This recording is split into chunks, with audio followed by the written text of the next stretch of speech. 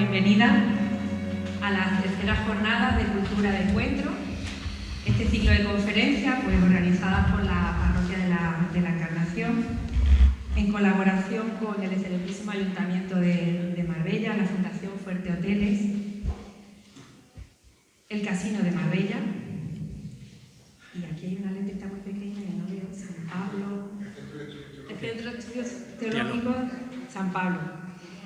Hoy tenemos el placer de tener aquí con nosotros a don José Manuel Llamas Fortes, que es profesor de patrología. Ahora su compañero Miguel Ángel Criado también nos va a presentar a José Manuel y nos va a explicar un poquito todo lo que sabes de él. No, Miguel Ángel, solo lo importante.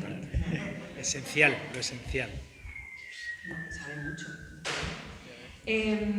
Ellos dos además son sacerdotes diocesanos de aquí de la diócesis de Málaga y creo que son una representación muy bonita, eso me lo voy a permitir yo, muy bonita de lo que es los sacerdotes de la diócesis de Málaga. Tenemos allí al fondo otro sacerdote diocesano al que también le tenemos mucho cariño por aquí, por Marbella, y son gente muy implicada, muy formada y que nunca saben decir que no. Y hay una frase que a mí me encanta del fundador del seminario, de San Manuel González, que quería que sus curas fueran evangelios con pies de cura, evangelios vivos con pies de cura. Yo creo que ellos son una muestra real de lo que San Manuel González pretendía y quería para su seminario y para los curas de Málaga. Así que les dejo con ellos y espero que disfruten de todo lo que vamos a aprender hoy. Muchas gracias.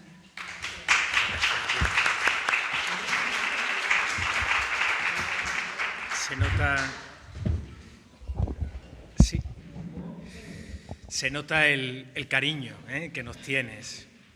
Bueno, pues buenas tardes y bienvenidos a esta ya tercera jornada por una cultura del encuentro. Jornada que nace, como todos sabéis, y algunos de los que veo aquí delante de manera fiel, nos hemos visto en cada una de estas jornadas, nace como una respuesta a la invitación del Papa Francisco, que hace a toda la Iglesia y a todo cristiano desde que inició su pontificado en el año 2013. Es una alegría y es un gozo volver a encontrarnos de nuevo en este mes de mayo y en este tiempo pascual, tiempo en el que la Iglesia especialmente reflexiona y tiene presente la resurrección de Jesucristo, fundamento y corazón de la fe cristiana. En un momento cultural y político de polarización y de tensión que estamos viviendo, ¿verdad?, donde sigue creciendo la indiferencia y el individualismo y donde se subraya cada vez con más fuerza aquello que nos separa en vez de aquello que nos une, se hace, si cabe, más necesario crear espacios de participación y de diálogo cuyo horizonte sea engendrar una cultura que posibilite el encuentro entre personas, entre religiones y entre culturas. Pues bien, para seguir profundizando en la propuesta que el Papa nos hace, contamos de nuevo este año con 5 temas y 5 ponentes, varios de ellos docentes de nuestro Centro Superior de Estudios Teológicos San Pablo de Málaga. Para el día de hoy contamos con José Manuel Llamas Fortes, sacerdote diocesano, que a continuación lo presentaré. Pero permitidme que al menos presente también, o al menos diga algo. En el segundo día le tocará a don Luis Rosa Invernón, profesor laico de Filosofía del Centro Superior de Estudios Teológicos San Pablo de Málaga. Don Luis centrará su reflexión en torno al diálogo. El tercer día tendremos la oportunidad de escuchar a don Ángel Núñez, doctor en Filosofía y Teología, también profesor laico del Centro Superior de Estudios Teológicos San Pablo. Don Ángel ayudará a profundizar en la escucha como instrumento para una cultura del encuentro. El cuarto día el ponente será don Manuel Bellido, presidente de Amigos del Desierto, que nos hablará precisamente del silencio, pero un silencio que está llamado a conducirnos hacia el encuentro. Y el quinto y último día contaremos con la presencia de don José Emilio Cabra Meléndez, sacerdote diocesano que se centrará fundamentalmente en la espiritualidad para una cultura del encuentro. Por tanto, 5 son los temas sobre los que se nos invita a profundizar este año. Criterios, de la mano de José Manuel Llamas, diálogo, escucha, silencio y espiritualidad. 5 temas y 5 conferencias de actualidad que darán para mucho, para poder dialogar, profundizar y seguir, en este caso, también trabajándolo en vuestra parroquia. En esta tarde nos acompaña, como decía, don José Manuel Llamas Forte, sacerdote diocesano de esta nuestra diócesis de Málaga. José Manuel compagina la labor de pastor con la de docencia. Actualmente es el párroco de la parroquia de San Pablo, en el centro de Málaga, donde se encuentra el cautivo, o también, como muchos lo conocen, el Señor de Málaga. Es profesor de Patrología y Mariología en el Centro Superior de Estudios Teológicos San Pablo. Don José Manuel Llamas se forma en el Seminario de Málaga y posteriormente será enviado a estudiar a Roma, donde realizará su licencia y doctorado en Ciencias Patrísticas por el Instituto Patrístico Agustiniano, con un estudio sobre Hilario de Poitiers. Podemos decir que es un buen conocedor de la patrística y de los padres de la Iglesia. Este año tuvimos la suerte de escucharle en el inicio del curso con una lección inaugural que se titulaba El fin del mundo tal y como lo conocemos, padres de la Iglesia y cambio de época. También tiene varias publicaciones en varias revistas teológicas que se pueden consultar. Su conferencia de hoy versa sobre los criterios para una cultura del encuentro en un cambio de época. Pero no voy a decir nada, porque es él al que le toca ayudarnos a profundizar en este tema. Yo lo considero amigo. Desde que empezamos en el seminario, pues llevamos toda la vida, casi 30 años juntos. Pues presentarlo para mí pues es una alegría y es un gozo. Pero 3 cosas me gustaría, fuera de los estudios, destacar de él. En primer lugar, un hombre creyente, sencillo y creyente. Siendo pequeño encontró en la literatura y en la escritura un modo de expresarse. En Internet y en su página web se pueden encontrar numerosos escritos, cuentos y novelas escritas por él con la finalidad siempre de transmitir el Evangelio. En segundo lugar, su conocimiento del cine y de la música le hacen un buen conocedor de las corrientes culturales actuales, buscando en su reflexión siempre ese diálogo tan importante entre la fe y la cultura. He dicho creyente, literato, cinéfilo y, por último, persona con un gran sentido del humor.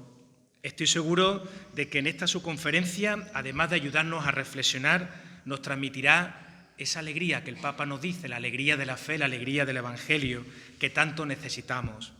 Pues muchas gracias, José Manuel, por aceptar esta invitación. Tienes la palabra. Le damos un fuerte aplauso.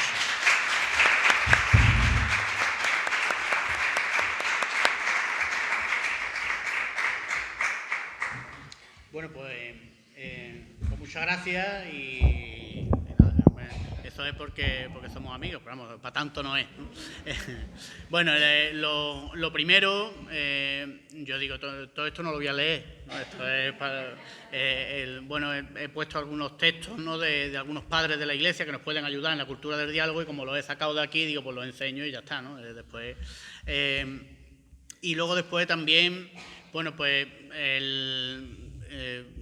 hay una chirigota del Carnaval de Cádiz, ¿no?, la chirigota del Celu, que hace unos años se llamaba Si me pongo pesado, me lo dices, ¿no? Bueno, pues lo mismo, ¿no? Si me pongo pesado, me lo decís, ¿no? Y ya está, ¿no? Bueno, yo al final la he titulado la cultura del encuentro en un cambio de época. Lo del criterio al final me parecía demasiado grandilocuente, ¿no? Digo, bueno, pues cómo puede ser algunas pinceladas, ¿no?, sobre la cultura del encuentro en un cambio de época. A modo de introducción, bueno, pues, ¿qué es un cambio de época, no? Yo lo he procurado poner aquí, ¿no? ¿Qué es un cambio de época? Pues un periodo de varios siglos, ¿no? Decimos, estamos en un cambio de época y parece que es desde antes de ayer, ¿no? Pues no, el cambio de época lleva varios siglos, ¿no? en los que una civilización que ha implantado su cultura entra en crisis o va deshaciéndose o va implosionando o va transformándose en otra cultura o en otras culturas que al final surgen de entre los escombros culturales de la anterior, ¿no? Esto ha pasado ya muchas veces en la historia y bueno, pues yo creo que esto es lo que también estamos viviendo hoy día, ¿no? Si estamos todos un poco, ¿no?, diciendo ¿qué está pasando?, ¿no? ¿Qué cambios más rápidos estamos viviendo?, ¿no? Pero está pasando desde hace varios siglos, ¿no? O se podría poner la Revolución Francesa a finales del siglo XVIII, ¿no?, como a lo mejor marco de inicio, ¿no? Yo hay un semáforo, desde luego, que lo veo claro, que son pues los, digamos, el romanticismo, ¿no? Es decir, los románticos del siglo XIX, pues, que estaban diciendo esto ya, es decir, esto no sabemos muy bien, pero esto está llegando a su fin, que ahora pues, al final hablaré un poquillo de ellos también. Los cambios económicos, políticos, sociales que hemos vivido después de aquellos síntomas han conducido al occidente moderno, ¿no?, a una crisis que, bajo mi punto de vista, ya no tiene vuelta atrás, ¿no? Y una de esas claves, que es donde yo quiero incidir, ha sido la configuración cultural de cristiandad. Es decir, que nosotros formamos parte de esa modernidad, no, la cristiandad, no el cristianismo, sino la cristiandad forma parte de esa modernidad que está acabando, ¿no? Como ejemplo, se me ocurría una noticia que salió no hace mucho en televisión y por las redes sociales. La parroquia San Antonio de Padua en Bruselas, un edificio imponente, neogótico, igual que la parroquia San Pablo de Málaga, que estaba en peligro de derrumbe, ha sido convertida en un rocódromo social. Pues yo pensaba, algo parecido debió pasar en la Malaca del siglo IV, V, el Teatro de la Ciudad, un edificio imponente en peligro de derrumbe, porque ya nadie iba al teatro, pues fue convertido en un saladero de garum, ¿no? Bueno, pues algo parecido tuvo que ser aquello, ¿no?, cuando lo vivieron en aquella época, ¿no? Dentro de estos cambios de época se da un fenómeno curioso y es que se abren los puentes culturales, ¿no? Se produce un encuentro entre culturas diversas, ¿no? Pues voy a tratar de describir con brevedad estos procesos de encuentro, concretarlo en algunos personajes, ¿no?, en estos 6, ¿no?, cómo se dan esos encuentros entre culturas, ¿no?, y después aplicar esas pinceladas pues, a nuestro tiempo actual. No, me he olvidado de darle aquí a esto, ¿no? Ahí. Dos cuestiones que yo creo que me parecen esenciales, ¿no?, para comprender la importancia de la cultura del encuentro. La primera, es imposible analizar los fenómenos sociales de una forma objetiva absolutamente, ¿no? Nosotros estamos dentro, formamos parte de la cultura, ¿no? Es nuestra forma de comprender el mundo, el ser humano, las relaciones personales, las relaciones colectivas, y eso configura nuestra visión. Por tanto, no debemos hablar de la sociedad como algo externo a nosotros, porque eso es falso y es absurdo, ¿no? Somos la sociedad, pero nosotros también. A veces tenemos, pues sobre todo los curas, ¿no?, tenemos ese tic, ¿no? Es que la gente, la sociedad está muy mal, y como si nosotros viniéramos de Marte, ¿no? Y en segundo lugar, debemos poner en cuestión todo menos lo esencial, ¿no? Por tanto, yo voy a tratar de hacer eso también, ¿no?, desde nuestra perspectiva creyente, menos lo que pertenece a la palabra de Dios y lo que pertenece al credo. Todo lo demás se puede poner en cuestión. ¿Para qué? Para ver qué fundamentos culturales de los que estamos viviendo son parte del encuentro entre culturas, cuáles son una apropiación cultural convertida en una carga que es mejor soltar, ahora explicaré qué es eso de la apropiación cultural, y cuáles entran dentro de una cultura del encuentro que nos puede servir como un remo, ¿no?, para navegar pues, en esta tormenta. Vamos con el primer punto. Encuentro, apropiación cultural y cambio de época. ¿Qué es lo que significa estas cosas? Por aclararnos antes de meternos en faena, ¿no? En primer lugar, ¿por qué se produce el encuentro de cultura dentro de la crisis del cambio de época? Pues bueno, cuando se desdibujan, cuando se abren las fronteras de una civilización, como consecuencia pues, de la intención de esta civilización por controlarlo todo y al mismo tiempo de la incapacidad por controlarlo todo, a través de esas fronteras abiertas van entrando otras realidades culturales que se muestran más fuertes porque la sociedad que entra en crisis pues, es más débil, ¿no?, va perdiendo pie. Este derrumbe de la civilización saliente tiene unas claves que se van repitiendo, ¿no?, en todos los cambios de época, aunque de formas diferentes, ¿no?, en las distintas etapas, ¿no? Claves económicas, temporales, políticas, geográficas, socioculturales, religiosas, ¿no? Por ejemplo, pues grandes crisis económicas que se van volviendo sistémicas, seguro que nos suenan todas estas cosas, ¿no? Cambios socioculturales y cambios geográficos, ciudades que se vienen abajo, otras que surgen, desplomes de la natalidad, pues bueno, ¿no? Epidemia, en fin, ¿no? Decadencia en las claves culturales en las que se enraizaba la civilización, vaciamiento de la religiosidad propia de esa cultura, la gente ya no viene a misa, modificaciones radicales, ¿no?, en la concepción del tiempo y del calendario. ¿Esto del fin de qué es, no? Deterioro de los sistemas políticos, ¿para qué vamos a hablar? Y otras causas, síntomas, procesos que forman parte de este cambio de época, ¿no? Por tanto, esto es lo que provoca, pues, estos puentes de diálogo. Normalmente son las culturas que llegan a quienes les es más fácil abrir puentes de encuentro y de diálogo. Y la civilización que está en retirada, pues le cuesta más. ¿Por qué? Pues porque se siente amenazada y trata de defenderse, ¿no? Es que esto ya no es lo que era, ¿no? Y entonces trata de defenderse, ¿no? En este proceso, pues, se va provocando un intercambio. Por una parte, enriquece a las culturas que van entrando, y por otra, pues va transformando la civilización en otra, aunque los que están dentro, pues no se dan cuenta, ¿no? Yo siempre digo que Agustín de Hipona, pues si le hubieran dicho que detrás de aquella época venía la Edad Media, no se lo hubiera creído. Me hubiera dicho, pero tú, ¿de qué me estás hablando, no? Es decir, no lo vio venir nadie de los que estaban en aquella época. Y ahora tampoco estamos viendo venir lo que vendrá, que no sabemos lo que será. Yo no soy adivino, ¿no? Pero esa sensación de un mundo que se va, yo creo que es la sensación que a veces tenemos. Ahora bien, este encuentro entre culturas, que ahora lo explicaremos en el Imperio Romano, ¿no?, que es lo que yo conozco más por la patrística, ¿no?, y después intentaré aplicarlo a la actualidad, es distinto a la apropiación cultural. ¿Qué significa esto de la apropiación cultural? No sé si me lo he inventado yo o no, pero bueno, la apropiación cultural es apropiarse de las claves culturales de una etapa anterior para utilizarlas como fundamento de la propia civilización, ¿no? Que yo creo que eso es lo que ha pasado en la modernidad, ¿no?, con el mundo moderno, y también con el mundo eclesial, ¿no?, de la modernidad. Y esto sin que haya habido un proceso de inculturación, sino que se han cogido algunas claves y han dicho, bueno, pues vamos a coger esto, que es de otra época, y lo metemos, ¿no?, como parte de la nuestra. Bueno, pues yo creo que esto es un poco la parte, ¿no?, es decir, este primer puntillo por aclararnos.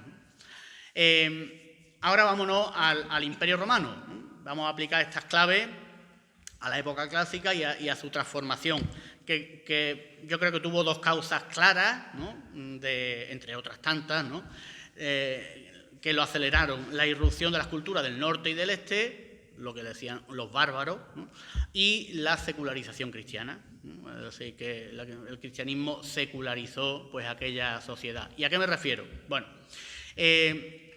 primero, la misma estructura, ¿no? La misma estructura social del mundo clásico llevó a esta transformación, ¿no?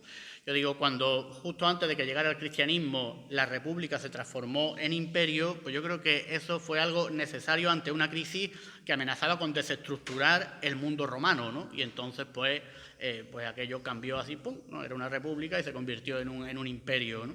Y luego después llegó la utilización por parte del emperador, ¿no?, de las claves religiosas que había en la sociedad, ¿no?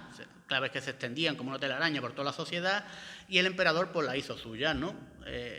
Se hizo Pontifex Maximus, ¿no?, es decir, pontífice máximo de la religión, por tanto él era, y requirió la inserción de su persona dentro del mundo divino, de tal manera que había que venerar al emperador, conectado con el genius, ¿no?, que era un poco, pues, se conectaba con uno de los héroes, ¿no?, del mundo divino, y por tanto ya la gente tenía que venerarlo, ¿no? Esto es una apropiación cultural, ¿no?, es a lo que me refiero, ¿no? Cojo algo de otra cosa y me la aplico a mí porque me viene bien, claro. así no, todo el mundo tenía que venerarlo, ¿no? Mientras todo esto ocurría a nivel religioso y a nivel social, en fin, desde dentro del propio imperio surgía el cristianismo, ¿no? El cristianismo surgió poco después del Imperio Romano, ¿no? Y el cristianismo negaba los fundamentos de esa sacralidad social, los negaba todos, ¿no? Negaba la existencia de los dioses, negaba la necesidad de los sacrificios, por tanto, negaba el tiempo sagrado, negaba el espacio sagrado, negaba la división socio-religiosa de las clases sociales, negaba la estructura misma del mundo urbano, cuyo origen era la ciudad templar, ¿no? Entonces, como si los dioses no existen, los templos tampoco, pues ya está, ¿no? Es decir, la clave de la ciudad pues la negaban también. Y por último, negaban la relación entre los vivos y los difuntos, ¿no? Que en la sociedad politeísta era clara, los difuntos fuera de la ciudad y los vivos dentro, ¿no? Cuando empezaron a llegar las reliquias dentro de las ciudades, aquello fue un escándalo horroroso, ¿no? En el siglo IV, ¿no? Bien, la secularización cristiana fue de tal calibre que amenazó las mismas claves del imperio y entonces vinieron las persecuciones, claro, ¿no? Es decir, en el siglo III hubo 3 grandes persecuciones a nivel de todo el imperio. ¿Por qué? Porque creían que aquella gente estaba echando abajo las claves religiosas del imperio, no hacían nada de lo que había que hacer, entonces pues eran un peligro, ¿no? Por tanto, tenemos aquí 2 estructuras religiosas que chocan, ¿no? entre sí. Por un lado, la religiosidad politeísta, que configuraba toda la sociedad, que trataba de integrar cualquier religión, y por otro lado el cristianismo, que no se dejaba integrar, ¿no? Y que negaba esta configuración. Lo curioso de todo esto es que es el cristianismo el que dialoga con su cultura en aquella época, ¿no? O más bien podemos decir que los cristianos buscan dentro de las claves culturales en las que existen, ¿no? de la cultura que les rodeaba, fundamentos que les ayuden a comprender mejor el misterio que creen y que anuncian, ¿no? Así surgió la teología del verbo, así surgió el monarquianismo, como clave interpretativa de la palabra de Dios que bucean en el mundo cultural clásico, greco-romano, y griego sobre todo, y abren puentes entre el misterio y la cultura, ¿no? A nivel teológico, ¿no? Y además el cristianismo se define por otra cosa fundamental, que es la universalidad. Entonces, podemos encontrar un enorme catálogo de citas de la Escritura que señalan en esta dirección. Yo aquí, pues bueno, pues cuando asciende el Señor a los cielos, lo celebramos este próximo domingo, hace discípulos a todos los pueblos, al mundo entero, a toda la creación, comenzando por Jerusalén, a todos los pueblos. Seréis mis testigos hasta el confín de la tierra. Más universalidad que esa es imposible, ¿no? Los cristianos no son de una raza determinada, no son de una clase social determinada, no son de una cultura concreta, ¿no? Y además Dios, que ha creado el mundo entero, está presente de alguna forma en toda su obra. Todo es bueno, por eso no hay ningún lugar que sea especialmente sagrado, porque todo es bueno, ¿no? Y mucho menos el suelo de los templos, que no existían los dioses, como hace sagrado el suelo de los templos romanos, ¿no? Pablo en el Areópago de Atenas señala esta dirección, después esto la retomará Justino, que hablará de las semillas del verbo que hay en toda la humanidad y en toda la historia, ¿no? Este es precisamente el sentido que lo dio a la cultura del diálogo, ¿no? Sin embargo, el politeísmo, con el paso de los siglos, se va quedando encerrado en posiciones tradicionalistas, elitistas y superficiales. Considera que aquella nueva religión es una amenaza para su supervivencia porque, como he dicho antes, está secularizando, destruyendo la sociedad religiosa, ¿no? ¿Qué harán primero? Criticarán, es decir, ridiculizarán el cristianismo como algo de gente con menos de 2 dedos de frente, esa gente que no sabe nada. Desde una concepción elitista de la cultura, que también está unida a esto, algo que criticarán duramente pues, muchos padres de la Iglesia de entonces. Esto fracasa y entonces pasan a la persecución y a tratar de prohibir ese secularismo religioso, ¿no? del cristianismo, ¿no? Y como esto también fracasa, pues entonces ya lo que les quedó en el siglo IV, que es, pues, bueno, optar por integrar socialmente al cristianismo. Esto llevó a la asunción de muchas de las claves de esa romanidad, ¿no? Estamos hablando de cristiandad moderna, la romanidad de entonces, ¿no? Religiosa dentro del cristianismo hasta llegar a la cristiandad moderna, ¿no? La gente dice, cristiandad de la Edad Media. Yo creo que la cristiandad es una cosa más bien moderna, ¿no? En la que se dio un proceso de apropiación cultural que es contrario a la inculturación y a la aculturación, que son estas dos cosas. La inculturación es la atención del cristianismo a las lenguas y a las culturas locales para poder expresarse a través de ellas, y la aculturación es la absorción de la cultura de una civilización prestigiosa por parte de otros pueblos que viven en contacto con ella, ¿no? Entonces, pues a lo mejor la asunción de las claves, ¿no?, de la prestigiosa cultura romana, pues por parte de los bárbaros, ¿no?, es decir, de gente pues, que eran de otras culturas, ¿no? Pues lo de la modernidad no es ni una cosa ni la otra, y es lo que nos ha conducido a la crisis que vivimos en la actualidad. Por tanto, vamos ahí con el tercer punto, que es la apropiación cultural en la cristiandad moderna, ¿no? Es un poco el punto, digamos, base para después ver lo que es la cultura del encuentro, ¿no? O lo contrario a la cultura del encuentro, ¿no? A mí este proceso me parece fundamental para poder comprender el momento histórico en el que estamos y las propuestas que después plantearé. La época moderna se ha planteado y se ha desarrollado como una copia del mundo clásico, ¿no?, y sobre todo la sociedad romana, cambiando la clave religiosa, social, politeísta por la cristiana. En muchos ámbitos, como voy a poner 4 ejemplos, ¿no?, pero hay muchos más, ¿no? Yo he elegido 4 ejemplos pues, porque a lo mejor nos pueden resultar cercanos. Esto ha supuesto, pues, un poco un cambio radical, ¿no?, en la historia del cristianismo, que ahora pues estamos también sufriendo, ¿no? No ha sido un encuentro entre la cultura clásica y el cristianismo, sino una apropiación cultural por parte del cristianismo histórico de las claves culturales clásicas que se suponía que habían desaparecido, pero que estaban muy vivas dentro del sustrato social, ¿no? Entonces, pues esto volvió, ¿no? Y que hay que unir, me parece a mí, una tendencia siempre pecaminosa a construir el reino de Dios en la tierra, ¿no? Una tentación que siempre ha estado presente pues, en cada uno de nosotros y también pues, en nuestra iglesia, ¿no?, y en todo, ¿no? Y que ha llevado a confundir los reinos supuestamente cristianos con el reino de Dios, que también se ha dado, ¿no?, en nuestra historia, ¿no? Pues bien, yo creo que esto es algo que es muy distinto a lo que pasó, por ejemplo, al final de la patrística o incluso en la Edad Media, ¿no? Porque en la patrística los autores más importantes del siglo IV, del siglo V, que ya era primero la religión oficial del cristianismo y después la única religión del imperio, son conscientes de que aunque la Iglesia debía vivir dentro del mundo, jamás debía tener el más mínimo punto en común con una teocracia terrena, ¿no? Es decir, con un mundo constituido cristianamente, ¿no? Y esto era una defensa contra cualquier tentación de poder terreno. Esto es de Agustín de Hipona, ¿no? Es decir, en su libro La ciudad de Dios, que después se interpretó absolutamente a lo contrario a lo que el hombre había querido decir, ¿no? Y mira que el libro no es largo, pero bueno, lo interpretaron fatal, ¿no?, en la modernidad sobre todo, ¿no? La llegada del Renacimiento significó el paso hacia una apropiación cultural por parte del cristianismo, que yo creo que ha sido un error bastante grande, ¿no?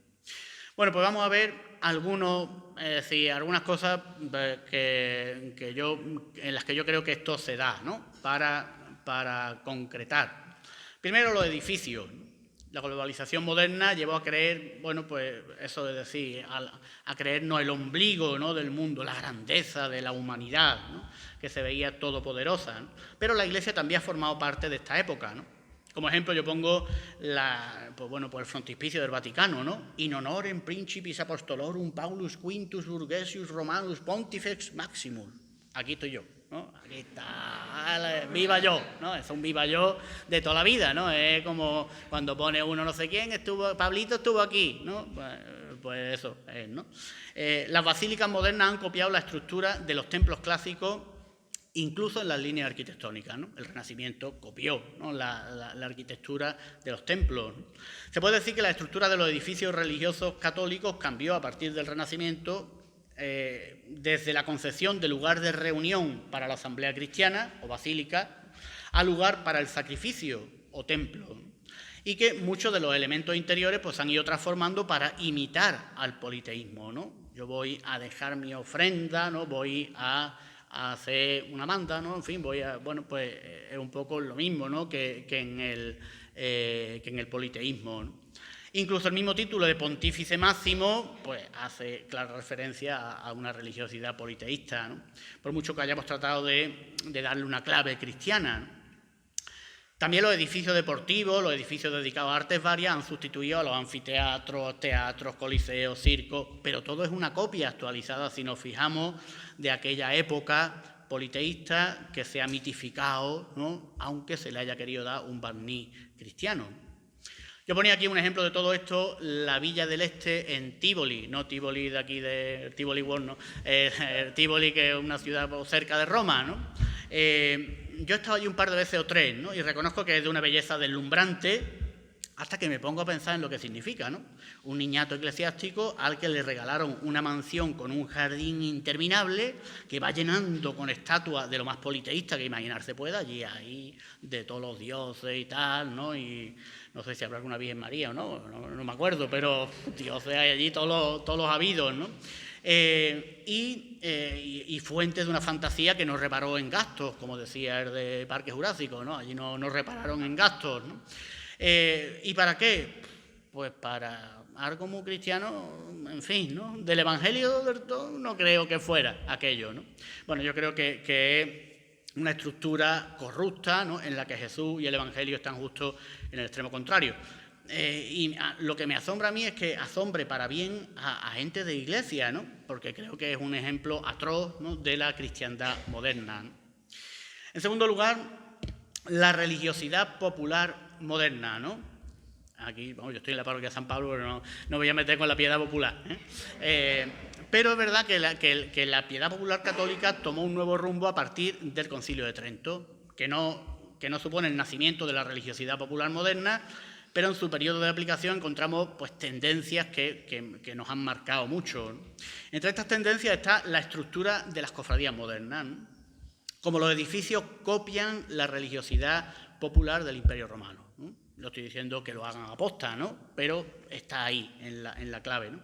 Esto está claro en las mismas imágenes, ¿no? Las imágenes buscan un realismo que nunca había existido en la imaginería cristiana, ¿no? Y copian los modelos clásicos. Está clarísimo, ¿no? Uno ve la Piedad de Miguel Ángel y, bueno, no es una copia, no vamos a decir que copió, ¿no? Pero es decir, la inspiración está en la estatua romana, no está en la Edad Media, ¿no? En la que no había ninguna, es decir, nada parecido, ¿no? Y por tanto se olvidan las claves que surgieron de la controversia sobre las imágenes y que Juan de Damasco clarificó pues nítidamente, que dijo que las imágenes representativas son solo referencia y recuerdo de la realidad representada, similares a esta, pero deben ser esencialmente distintas, ¿no? Eso es lo último que, vamos, lo que se dio sobre las imágenes, ¿no? Y después llega hasta los ornamentos, los instrumentos que portan las cofradías. A mí esto me lo dijo hace unos pocos meses, yo no tenía ni idea, ¿no? De que esto, pero me dio la clave un hombre sabio con el que estaba tomando café. Y los bastones, las mazas, las bocinas, los estandartes, los SPQR, ¿no? Todas estas cosas, pues, está claro que vienen, ¿no? del Imperio Romano, ¿no? Y de la piedad popular del Imperio Romano, ¿no? Que también había procesiones en el Imperio Romano, ¿no? De hecho, pues este primer autor, que ahora veremos, pues critica las procesiones de Alejandría del siglo III, pero las procesiones eran las procesiones de Isis, de Osiris, y cuando se pone a describirlas dice uno, bueno, está casi, en fin, ¿no? Hay cosas muy parecidas. Bueno, yo creo que a mí me resulta curioso que se haya copiado casi punto por punto una estructura de religiosidad popular politeísta que a comienzos de la era cristiana formaba parte de todo aquello que se debía abandonar después del bautismo. Como va a ir a la procesión de Osiris, eso no puede ser, ¿no? En realidad, pues se trata de una apropiación cultural de un mundo pues, que es contrario al cristianismo, aunque se ha vaciado del significado que tenía y se le ha dado otro significado distinto. Claro, la consecuencia es algo pues, que tenemos ahí, ¿no? Es decir, esa tentación, ¿no?, de la religiosidad popular actual, pues está, ¿no? Lo cual no quiere decir que haya mucha gente que va a rezar, ¿no?, y que la fe es un misterio y que cada cual tiene su... Por supuesto que sí, ¿no? Pero la estructura se parece mucho, ¿no?, a esta estructura, ¿no? Bueno, pues yo creo que esto es algo simplemente es decir, como parte de esta cristiandad moderna, ¿no? En tercer lugar, la socialización de los sacramentos. Yo creo que esto también ha sido un error de estrategia pues bastante grande que hemos tenido y que ahora también estamos sufriendo, ¿no? Antes de la modernidad no existía una socialización de los sacramentos como la que se produjo después de Trento, ¿no?, ni en el matrimonio, ni en el bautismo, ni siquiera en el orden sacerdotal, ¿no? Fue necesario, porque estaba la cosa, en fin, que había que organizarse, pero después ha tenido sus consecuencias. Esto llegó con la conciencia cada vez más clara de ser la religión que tenía el deber de configurar la sociedad en todos sus aspectos, ¿no? La consecuencia, pues bueno, los mismos sacramentos comparten la crisis de la modernidad, ¿no?, y han sufrido esa tendencia a verse como contratos sociales, a pesar del esfuerzo por preparar bien a las personas que vienen a recibirlos, ¿no? Además, nos hemos contagiado de esa espiral burocrática que los procesos corren el peligro de ser ahogados entre papeles y leyes, ¿no? Bueno, pues eso también nos pasa, ¿no? Si esto ha pasado durante la época moderna, la evolución ha mostrado una crueldad bastante grande, ¿no?, y la estamos sufriendo en la actualidad. Yo digo, el fin de la modernidad nos ha cogido con el paso cambiado y comprobamos que los sacramentos sociales cada vez más se van pareciendo, yo ponía aquí un icono, ¿no?, pues a un circo de 3 pistas en el que se sabe que los animales son de pega, las cuerdas no pueden sostener a los trapecistas y los payasos no hacen reír a nadie. Pues vaya circo, ¿no? Entonces, a veces lo vivimos así también, incluso los curas, los catequistas, y bueno, es a veces una carga, ¿no? Esto lo contemplamos pues con sus excepciones, por supuesto, ¿no? Es decir, hay mucha gente que viene, ¿no?, para recibir los sacramentos, eso por supuesto, ¿no? Pero lo comprobamos en general, ¿no?, pues en las primeras comuniones, en las confirmaciones, pero nosotros lo hemos puesto antes de las comuniones, pues mucho más, ¿no? Que parecen un simple ticket, ¿no?, pues para, no sé, la confirmación parece un simple ticket para poder hacer la comunión o ser padrino o madrina de bautismo, ¿no? En los bautismos, en las bodas e incluso en el orden sacerdotal a veces, ¿no?, con algunos modelos presbiterales que poco tienen que envidiar a los príncipes eclesiásticos modernos, ¿no?, signo de un nuevo clericalismo que, como nos recuerda el Papa Francisco, da pena, produce escándalo, con pases de modelo de sacerdotes jóvenes en las sastrerías eclesiásticas romanas a base de sotanas, sombreros, albas y roquetes con encaje. Esto lo dijo el Papa en el discurso en la 18 Congregación General de la primera sesión ordinaria de la fase universal del Sínodo 2021-2024, ¿no? Bueno, pues hace muy poco tiempo, ¿no? Y por último, la identificación de la Iglesia con el poder y sus consecuencias. A lo mejor esto hoy nos suena a agua pasada, pero yo creo que no, que todavía esto tenemos que liberarnos, ¿no? Yo cada vez que veo Amanece que no es poco, de José Luis Cuerda, no sé si alguien la ha visto, pues yo digo, merece la pena verla para caer en la cuenta de lo ridículas que pueden parecer a veces nuestras formas para alguien que mira desde fuera, ¿no? Bueno, pues está bien, ¿no? Nunca como en la modernidad se había dado una identificación tan exagerada entre Iglesia y poder civil, ¿no? Incluso en la Edad Media había sus diferencias, ¿no? Pero el ansia de la modernidad por copiar la cultura clásica yo creo que nos ha hecho daño en esto también. Y todavía vemos normal este abrazo entre los poderosos, ¿no?, y la Iglesia, incluso lo buscamos en ciertas circunstancias y ocasiones, ¿no? Yo digo, ¿cómo se puede llegar a la conclusión, leyendo el Nuevo Testamento, de que está bien unirse a los poderosos? Pues no sé, bueno, a lo mejor hay algo ahí, pero yo creo que no, ¿no? El colmo de esta unión lo hemos vivido en los siglos XIX y XX, ¿no? Por mucho que digamos, ha habido cercanía cierta, yo iba a poner cierta cercanía, pero creo que cercanía cierta, ¿no?, entre ciertas estructuras eclesiales y muchos de los penúltimos regímenes autócratas, ¿no? Bueno, pues esto también se ha dado, ¿no? Yo creo que esto ha supuesto la pérdida de libertad por parte de la Iglesia, ¿no?, y la enemistad, ¿no?, con aquellos que que nos decían que la crisis y que nos dicen que la modernidad estaba en crisis. Yo creo que no hemos sido capaces de comprender que no se puede servir a Dios y al dinero, Lucas 16, 13, o que si fuerais del mundo, el mundo os amaría como cosa suya, Juan 15, 19. Y esto, pues, yo creo que está también como parte de esta crisis eclesial, ¿no?, en la que a veces decimos, es que la cosa ya no es como antes, ¿no? Antes estaba en el pueblo el cura, el médico y el guardia civil, y ahora ya, ¿no? Bueno, pues esto es consecuencia, ¿no? Bueno, yo creo que estos ejemplos, bueno, simplemente quieren dejar claro que lo que hemos vivido en nuestra época moderna no ha sido una sociedad cristiana, sino una religiosidad de estructura politeísta pintada con un barniz cristiano, dentro de la que muchos cristianos han vivido su fe con coherencia. Claro está, hay un montón de santos y también mi abuelo, ¿no? Quiero decir que hay gente que ha sido cristiana y se la ha tomado en serio, ¿no? Pero dentro de esta, ¿no?, cristiandad. Una cosa no quita la otra. Bueno, pues vamos ahora con algunas pinceladas tradicionales de cultura del encuentro, ¿no? Yo simplemente ahora pues daré algunos textos, ¿no?, de algunos padres de la Iglesia que nos pueden ayudar a, a ver qué es esto de la cultura del encuentro. De cada uno de ellos he sacado algún hilo que nos puede enseñar pues, algunas dimensiones de esta cultura del encuentro tan necesaria para anunciar la alegría del Evangelio desde dentro de las claves socioculturales, ¿no?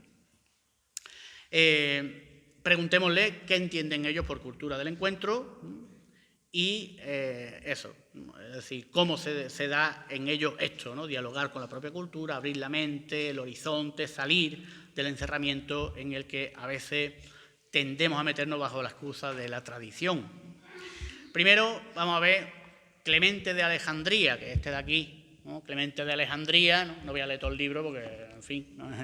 Entonces, pero nos habla, él habla mucho de la universalidad del cristianismo, ¿no? Y tiene este texto, dice, escuchad los que estáis lejos, ¿no? Escuchad los que estáis cerca. El Logos que es Jesucristo, no se oculta a nadie, es una luz común, brilla para toda la humanidad. No existe ningún cimerio en el Logos. Los cimerios, según Homero, eran gente que vivían en un pueblo que nunca había visto la luz del sol, ¿no? Dice, pues no existe ningún cimerio, ¿no?, en el Logos, ¿no? Corramos hacia la regeneración. La unión de muchos, una vez recibida la divina armonía de muchas voces y de pueblos dispersos, resulta una única sinfonía que sigue al Logos, único jefe de coro y maestro, y descansa en la misma verdad diciendo Abba, Padre, ¿no? El Cristo total no está dividido, tampoco es bárbaro, ni judío, ni griego, ni es varón, ni mujer, es el nuevo ser humano de Dios transformado por obra del Espíritu Santo. Y al final pues cita otra vez a Homero, ¿no? Bueno, pues en medio de todo esto citar a Homero, pues yo creo que es algo muy propio, ¿no?, de una cultura del encuentro, ¿no?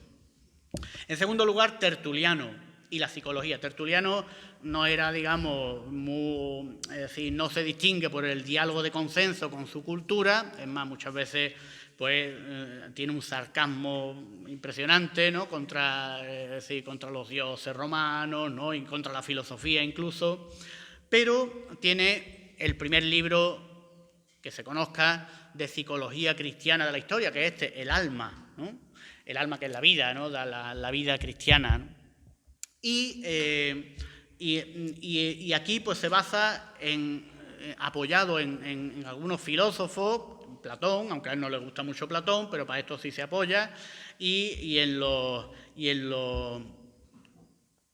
filósofos escépticos, ¿no?, para decir que el alma y el cuerpo son importantes, ¿no?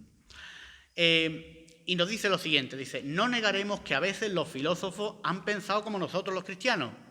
Dice, una prueba de la verdad es también su propio éxito, ¿no? Bueno, pues han tenido verdad en eso, ¿no? Alguna vez incluso en una tempestad con las señales del cielo y del mar alteradas por un feliz error se encuentra un puerto. Dice, y termina diciendo, pero la mayor parte de las cosas son también suministradas por la naturaleza, por medio, por así decirlo, del sentido común con que Dios se ha dignado dotar el alma, ¿no? Bueno, pues no, es un poco también ese abrir, ¿no? Y abrir también incluso a los filósofos, que no le caían muy bien, pero dice, oye, pero tiene sus cosillas, ¿no? Bueno, Orígenes y la búsqueda de la verdad.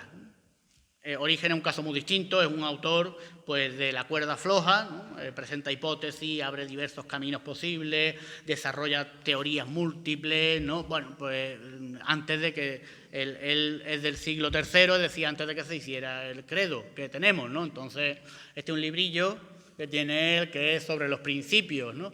Que todavía están peleándose de qué significa el título, de qué son esos principios. Están peleándose todavía casi 2000 años después, ¿no? Entonces, tiene un texto, yo cogí un texto, ¿no?, en el que él afirma la capacidad y la necesidad del ser humano para preguntarse por el sentido de las cosas y para descubrir el amor que hay en el fondo de todo, ¿no? Y se basa en Platón, en Aristóteles y en Teófilo. Vale. También se basa en gente de fuera, ¿no?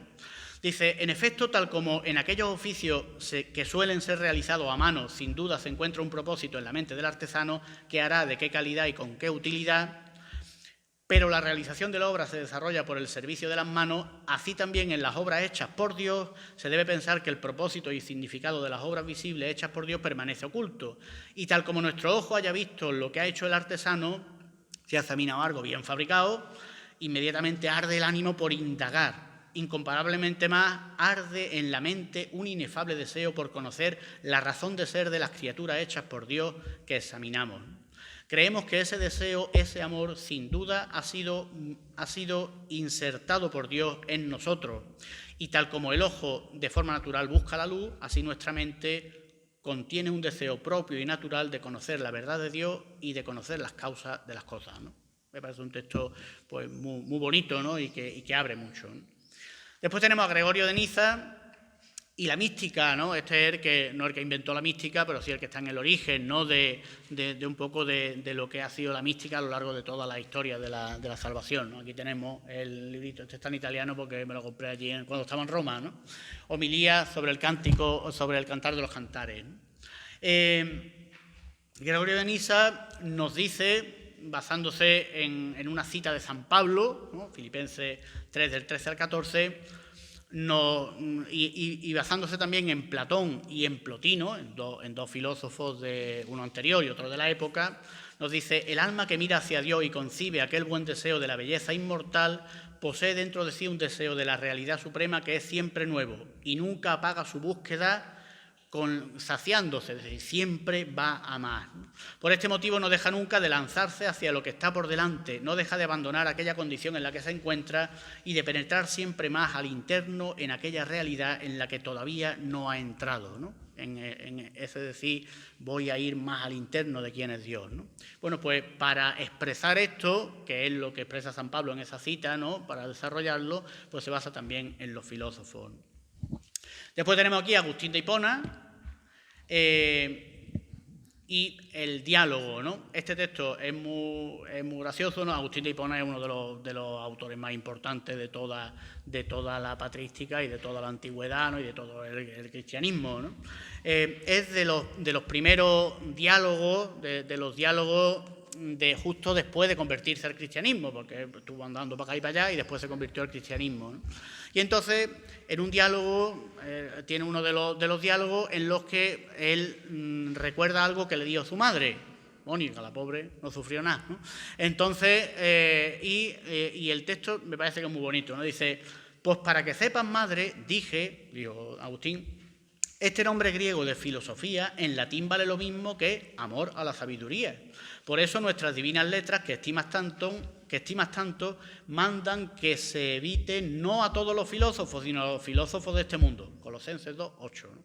Dice, quien reprueba indistintamente toda filosofía condena el mismo amor a la sabiduría. Y entonces empieza a decirle, te excluiría a ti si no amaras la sabiduría, pero si te admitiría, siendo filósofa, si la amaras un poquito, pero como la amas mucho más que a mí mismo, y yo sé cuánto me amas, y has progresado tanto en el amor a la sabiduría, que ya no te conmueve ni el terror a la muerte, dice, por esta causa yo mismo tengo motivos para ser discípulo de tu escuela, le dice a su madre, ¿no? Y dice, aquí ella, acariciante y piadosa, dijo que nunca había yo mentido tanto. Dice lo que le dijo la madre, ¿no? Como todas las madres, pues claro, ¿no? Y por último, Juan Crisóstomo y la crítica a la cristiandad, ¿no? una crítica bastante feroz de Juan Crisóstomo, que a mí me resulta tan actual que digo, la voy a poner, porque dice Juan Crisóstomo que está en el siglo V y está allí, pues, con los emperadores se llevaba regular, ¿no?, en Constantinopla, ¿no?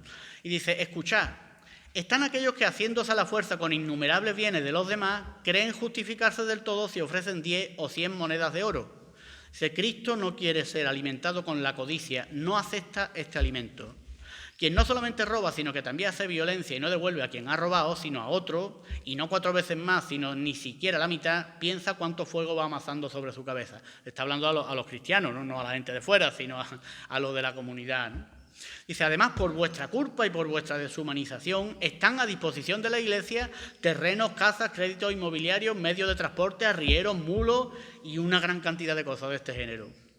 Siglo V estamos hablando, ¿eh?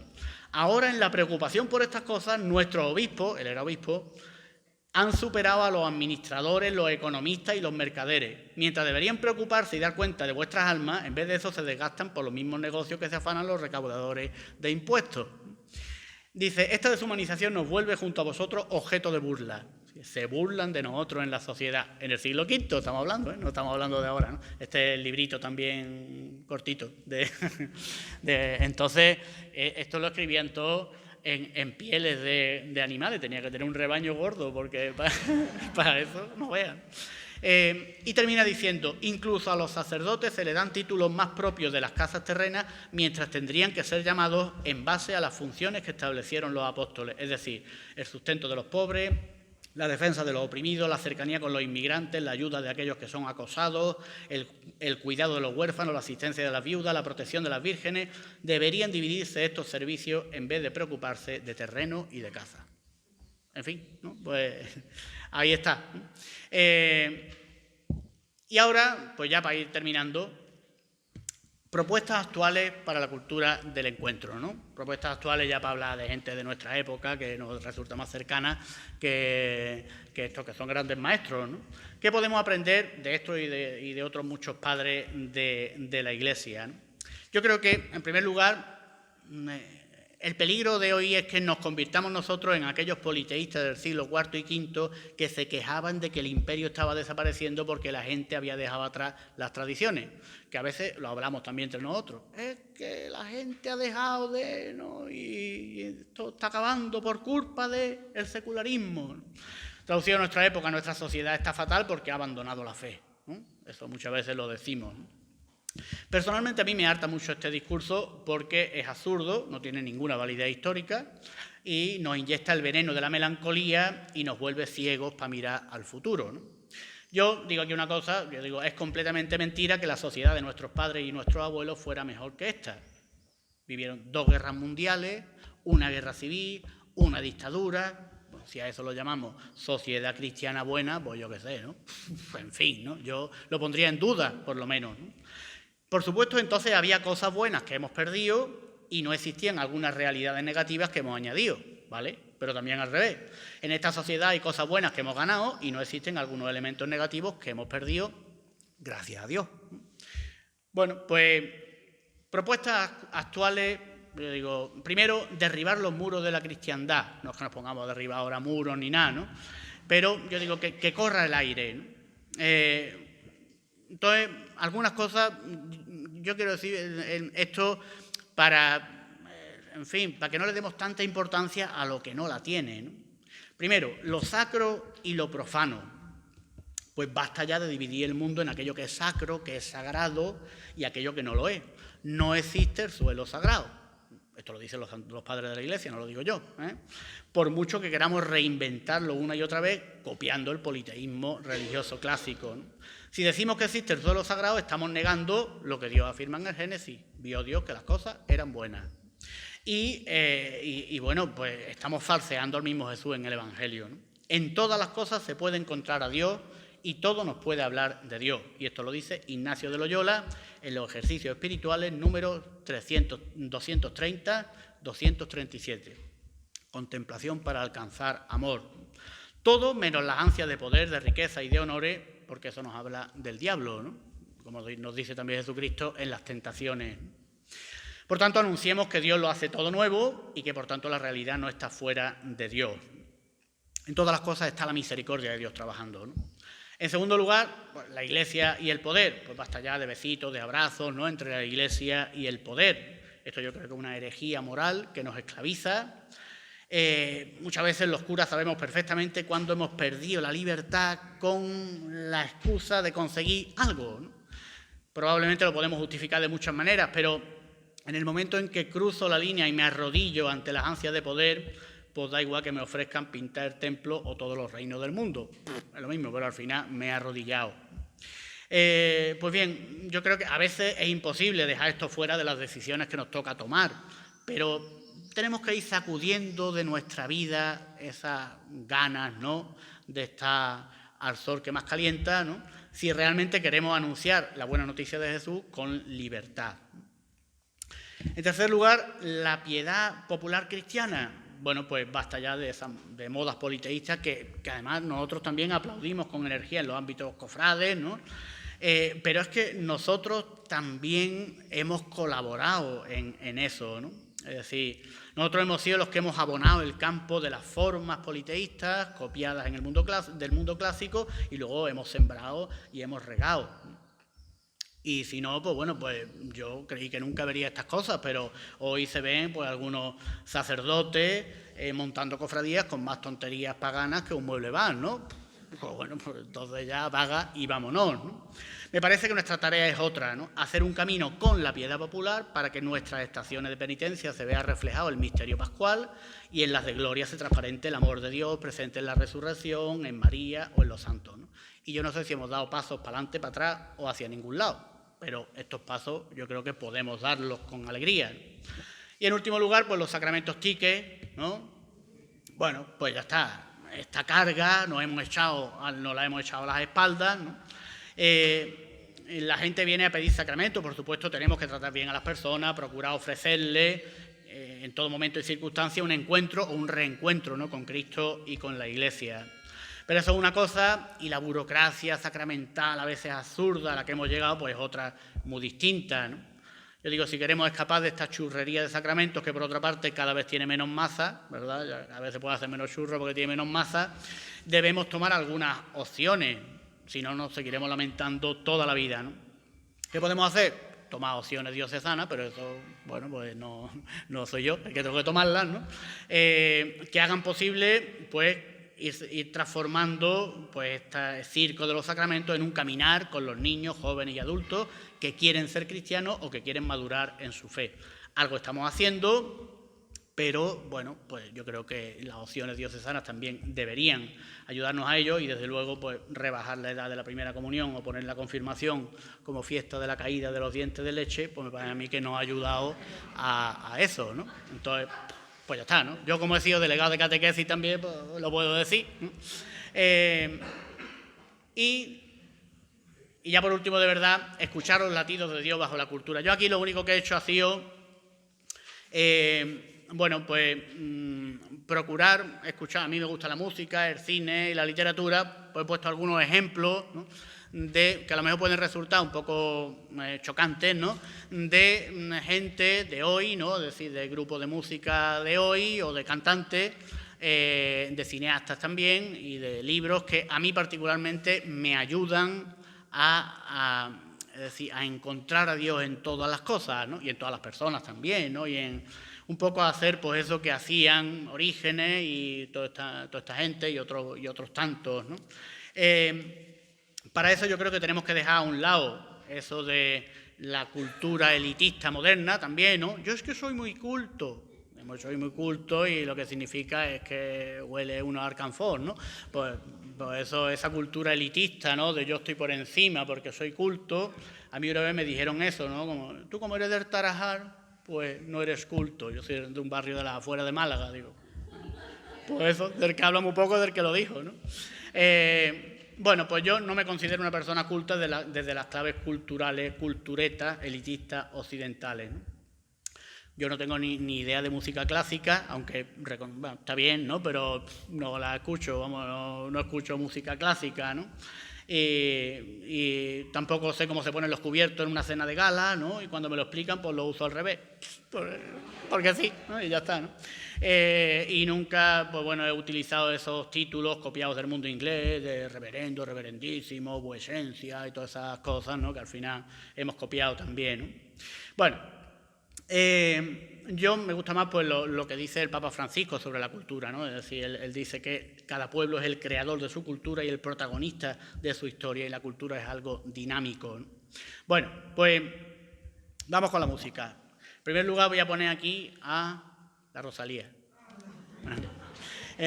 Para mí fue un descubrimiento que me dejó con la boca abierta, porque la primera canción que yo escuché de esa muchacha fue su versión del Cantar de la Alma de San Juan de la Cruz, que lo podéis mirar en YouTube, que está, ¿no? Aunque es de noche. Pero es que en todos sus discos habla de Dios, y mucho, en casi todas las canciones habla de Dios, ¿no? Yo pongo aquí algunas frases. A ningún hombre consiento que dicte mi sentencia, solo Dios puede juzgarme, solo a él debo obediencia. Eso es feminismo, pero con Dios por delante, ¿eh? Sol y luna se eclipsaron, temblaron los elementos cuando expiró el Redentor. Una saeta que tiene. Sé quién soy, a dónde vaya, nunca se me olvida, yo manejo, Dios me guía. Esto es Saoko, ¿no? Una canción que tiene del último disco, de Motomami, ¿no? En primer lugar siempre está Dios y después la familia. Esto es otra canción en la que pone un audio de su abuela, ¿no? Y entonces lo mete en la canción y ha ganado unos cuantos Grammy, ¿no? Y por último, dinero quiere dinero, yo no lo quiero para nada. Los reyes y presidentes con la carita cortada, Dios nos libre del dinero. Otra canción que tiene que se llama Dios nos libre del dinero, ¿no? Bueno, pues eso, la Rosalía. Segundo lugar, U2, que es mi grupo de música favorito, entonces lo tenía que meter. Bueno, pues se le escapa a Dios por los cuatro costados, a U2, ¿no? Aunque como cantan en inglés, pues no se nota, ¿no? Yo pongo aquí algunas letras, ¿no? que he traducido. Escuché pacientemente al Señor, Él se inclinó y oyó mi llanto. Eso es una canción suya que se llama 40, que es el Salmo 40. Yo no sabía que era el Salmo 40. Cuando empecé a leerlo y lo traduje, yo digo, ¿esto es el Salmo 40? Claro, así, es 40, ¿no? 40, ¿no? Tú rompiste las cuerdas, soltaste las cadenas, cargaste la cruz y mi vergüenza. I still haven't found what I'm looking for, ¿no? Es una de las mejores canciones de la historia del rock. Salí buscando un buen hombre, un espíritu que no se doblase o se rompiese, que pudiera sentarse a la derecha del Padre, de Wanderer. Si tú te vas, yo me voy, te seguiré. Vengo aquí para rendirme a tu amor. Oh Dios, tú me tienes, pero yo nunca te he tenido, ¿no? Te seguiré, se llama esa canción, que es el primer single que sacaron en toda su historia, ¿no? Y toma mi alma encallada en esta piel y estos huesos, toma mi alma y hazla cantar. Ya ve, aún estoy esperando el amanecer. La última canción de su disco, como echabas una bomba atómica, ¿no? Como quitar los cables de una bomba, desactivar una bomba atómica, ¿no? Björk es una cantante muy rara, ¿no? Islandesa, pero yo creo que es un ejemplo de esa conexión con todo, de la búsqueda de la universalidad, de la comunión con la naturaleza, de ir siempre a contracorriente. Yo la comparo un poquito con Orígenes, ¿no? Así también un poco loco sería en su época, ¿no? Bueno, pues esta letra es de una canción que se llama New World y es el final de una película y nos habla de la muerte y de la entrada en el cielo, ¿no? Si vivir es ver, contendré mi respiración, me pregunto con admiración, ¿qué pasará después? Un nuevo mundo, un nuevo día que contemplar. Además, ella es la protagonista de esta película, Bailar en la oscuridad. Si no lo habéis visto, hay que tomarse una pastilla contra el mareo antes de verla porque la cámara está todo el rato así, pero merece la pena, ¿no? Aurora, diosa brillante, lánzame más allá de este sufrimiento. Una canción al amanecer. Vivo junto al océano y durante la noche me sumerjo hasta el fondo y echo el ancla. Ahí es donde me quedaré, ¿no? Una canción al mar. Estamos hablando de Islandia, ¿no? Gustaré el sol en mi boca y saltaré al viento, viviendo, cerrando los ojos para lanzarme contra la oscuridad, ¿no? Por eso lo podíamos decir, ¿no? Nosotros perfectamente, ¿no? Tiro todo lo que me sobra antes de que despierte. Así puedo sentirme más feliz de estar aquí a salvo contigo. Hyper Ballad, ¿no? Se llama esa canción. Shinova, este es un grupo de rock que yo no sé si creen en Dios o no creen en Dios, pero que a mí pues, me suenan, ¿no? También, ¿no? Creo que tienen semillas de Dios, ¿no? Pongo aquí algunas frases. Es solo ruido tan hipnótico y constante que estuve a punto de olvidarme. Lo que no seas tú es solo ruido. Yo lo he puesto en mayúsculas tú porque a mí me suena a Dios, pero yo no sé si se refieren a Dios o a una mujer o a, en fin, no sé, ¿no? Pero bueno, se puede decir de Dios, ¿verdad? Qué casualidad, alguien ha encendido el faro cuando iba a naufragar. Bueno, pues sí, a mí me suena también a Dios, ¿no? Que los mejores momentos sean los que están por llegar, que no se agote la fe y que la suerte nos venga a buscar. Bueno, pues ahora que las puertas se han quebrado, comprendemos que si vimos sombras es que siempre hubo luz. Las puertas del infierno que se quiebran, ¿no? A lo mejor se refieren a otras puertas, ¿no? Pero a mí me suenan, ¿no? Si hay un inicio, habrá una última vez. Si mereció la pena, así debía ser, ¿no? Pues el sentido de la vida, ¿no? Y el decir, bueno, pues como toda la vida tiene sentido, ¿no? Y por último, Viva Suecia, ¿no? Viva Suecia es un grupo que ha surgido a los pies de otro grupo de Murcia, que se separó este año pasado, Second, y que a mí me suenan a profundo también, ¿no? Con letras que hay que interpretar, pero que a mí me ayudan a dirigirme a Dios. Ven a verme un día, yo te espero de por vida, sé que nadie tiene claro a dónde ir. Por un lado, lo que estamos viviendo en la sociedad y por otro lado, la fidelidad, ¿no? Bueno, pues esa doble... Algunos tenemos fe y hacemos memoria en favor de la historia que nos queremos creer. ¿A qué fe se refieren? Pues no sé, pero yo lo canto también y bien. Fuera se abre el cielo, ahora entiendo qué hago aquí. Dentro es tan perfecto todo lo que se refiere a ti. Esta canción se llama El Milagro. Justo cuando el mundo apriete, mejorando lo presente, puedes agarrarte a mí. O me quedo con la mano que sé que no me dejará caer. Esta canción se llama Gracias, ¿no? Se llama, ¿no? Bueno, pues algunas frases, ¿no? Que a mí me suenan a Dios. Y ya esto muy rápidamente, ¿no? De cine, yo pongo aquí 6 directores de cine, que a mí también me suenan a Dios, ¿no? Si habéis alguna película habréis visto de ellos, ¿no? Pero a mí yo creo que expresan muy bien cómo es el mundo actual, la crisis tan gorda en la que estamos, y también son trascendentes, ¿no? Primero, Steven Spielberg. Yo soy un niño de los años 80, entonces, pero tiene hasta una película en la que Dios es una mujer, Always, para siempre, ¿no? Entonces, bueno, pues ahí...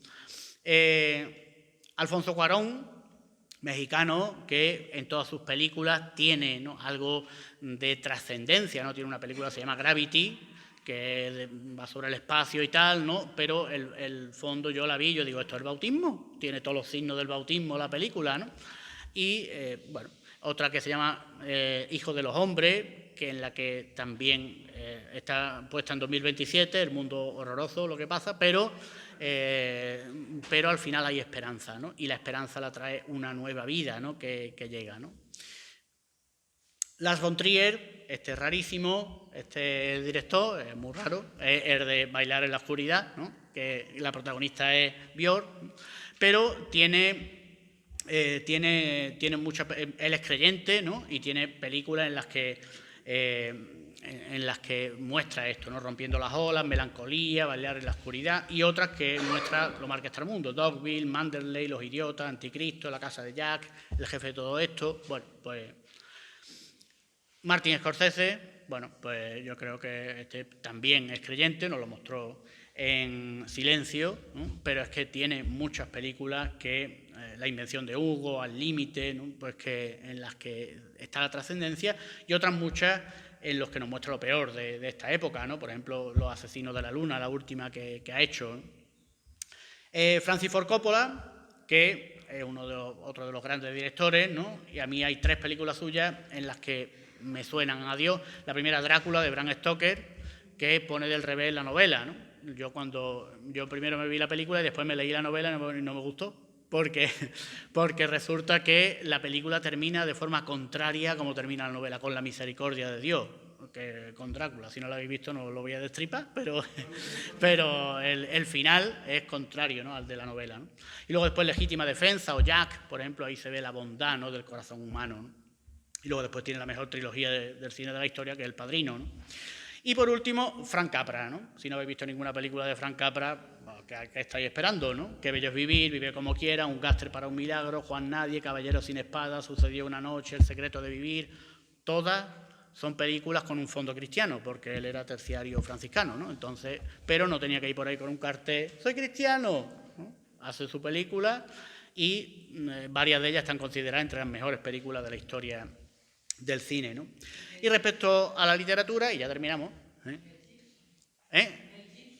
bueno, sí, pero ya no me cabían nada más, ya hay muchos más, pero ya con eso, yo digo, Mel Gibson es demasiado claro, pero esto, yo digo, son ese diálogo, ¿no?, entre la cultura, ¿no?, porque ellos no dicen de ellos mismos, yo soy católico, ¿no?, no se afirman como tal. Sí, y en cuanto a la literatura, pongo aquí 5 novelas que también a mí pues, me han ayudado en mi vida, que expresan muy bien lo que significa pues que yo creo que pueden venir, que a mí me han ayudado personalmente, cada uno que busque las suyas, ¿no? Es decir, que busque su enganche, ¿no?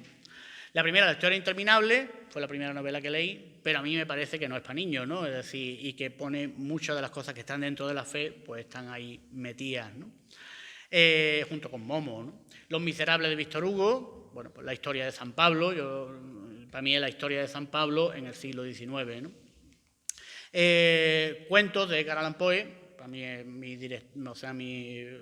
autor de cabecera, ¿no? Y refleja muy bien lo que es la crisis de la modernidad, ¿no? En los cuentos de Edgar Allan Poe se ve en todos, ¿no? Los hermanos Karamazov de Fyodor Dostoyevsky, que yo creo que ha inspirado pues, a Sigmund Freud, ha inspirado a Albert Camus, ha inspirado a tantos, ¿no? Y es una historia tremebunda, pero en la que se ve el final de una época y también se ve la fe, el ateísmo y todo eso pues, en medio de un padre que muere asesinado y unos hijos que algunos han matado, ¿no?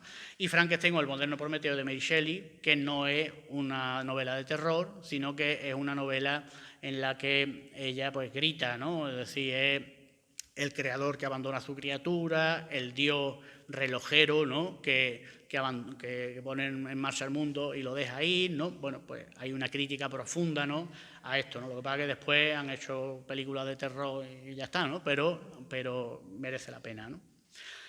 Y ya está, yo digo, ya como conclusión, pues eso, en primer lugar, ser consciente del tiempo en el que estamos.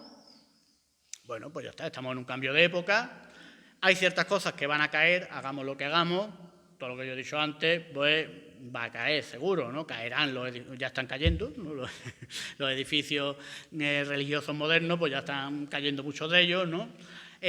Bueno, pues van a caer, ¿no? Ahora bien, tenemos dos opciones, quejarnos amargamente o aprender, ¿no? Es decir, y buscar el diálogo, ¿no? No hay que confundir la fe o el evangelio con una cultura concreta, yo creo que es el gran error, ¿no?, de la cristiandad moderna. Por tanto, si yo ahora digo, pues yo solamente Rosalía, ya no, es decir, bueno, pues hay que buscar siempre, ¿no? Y encontrar a Dios latiendo bajo el mundo que hay más allá de las puertas de nuestros templos, porque yo creo que ahí es donde, es decir, ahí es donde yo escucho, donde aprendo y donde después aporto mi razón y mi fundamento, por supuesto, ¿no? Es decir, en ese diálogo yo aporto mi razón, mi fundamento, que tiene un nombre concreto, que es Jesús, el Hijo de Dios encarnado, que me está salvando y me está enseñando a vivir. Y eso es lo que yo aporto pues, a todos los demás. Pues ya está.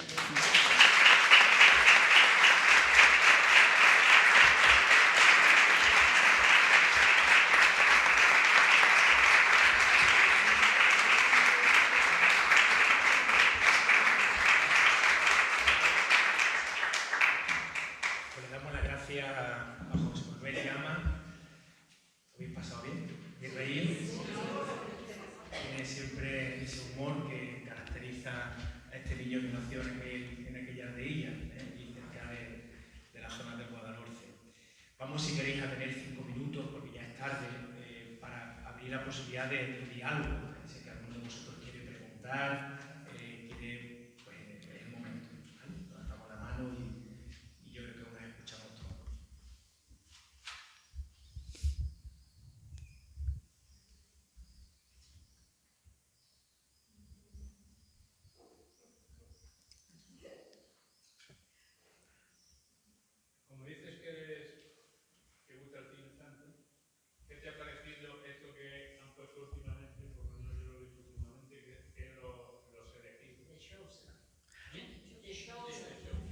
Pues no lo he visto.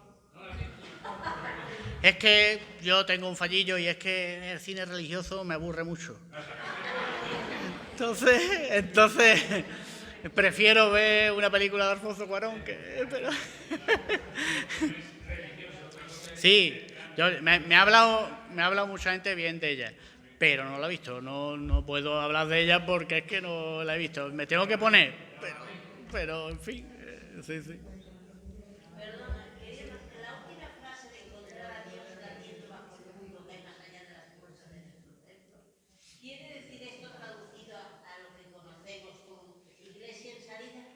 Claro, sí, ¿no? Sí, yo creo que ser conscientes de que Dios, o sea, de que toda persona está hecha a imagen y semejanza de Dios, ¿no? Bueno, pues eso es lo que creemos los cristianos, ¿no? Por tanto, bueno, pues encontrar a Dios, que de alguna manera la misericordia de Dios está presente en todas las cosas, ¿no?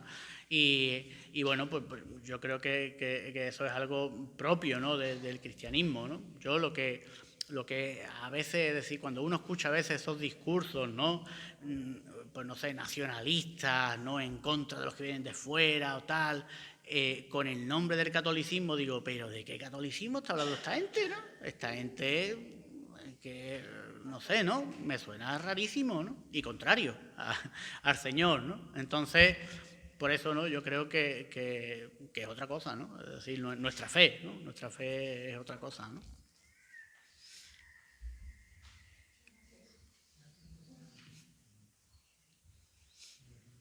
¿Alguna pregunta más? Y si no, cerramos, ¿verdad? La hora que es. Pues cerramos entonces. Muchas gracias, Manuel. Y mañana a las 8 en punto, ¿no, Pepe? 8 en punto, pues comenzará la segunda charla. Buenas noches y muchas gracias.